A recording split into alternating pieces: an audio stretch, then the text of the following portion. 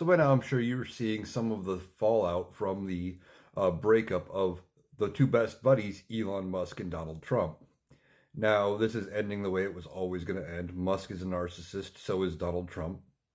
They don't typically have really good friends. They just have people that are close that they use to get what they want. Now, Musk was using Donald Trump to get into the government.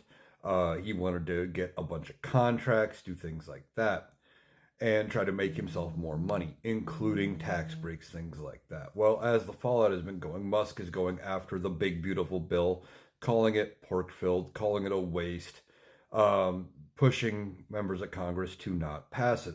And then he turns around and he also said that Donald Trump was in the Epstein files. Now, nobody's shocked that Donald Trump is in the Epstein files, but Musk is coming out publicly saying this, and there are some supporters of Musk on the right side of things that will see that and be shocked to know that Donald Trump might even possibly be in those files. But he's claiming that that's the reason they haven't been released, which is probably true. Donald Trump is, of course, hitting back, saying Musk is crazy. He's going crazy. Well, we took away his EV mandates and we took away some of his subsidies. And he's asking for all of Musk's contracts and subsidies to be canceled. Now, I don't know if he can unilaterally do that. He'll probably need to pass something through Congress to change how those subsidies and grants work. But since when has that stopped Donald Trump?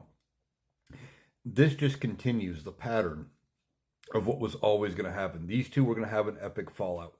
Then Musk hit back yet again, claiming that without him, Donald Trump would not have won the presidency, and that the Democrats would be in control of the House, and that the Senate would only be 51-49 Republican, not 53-47.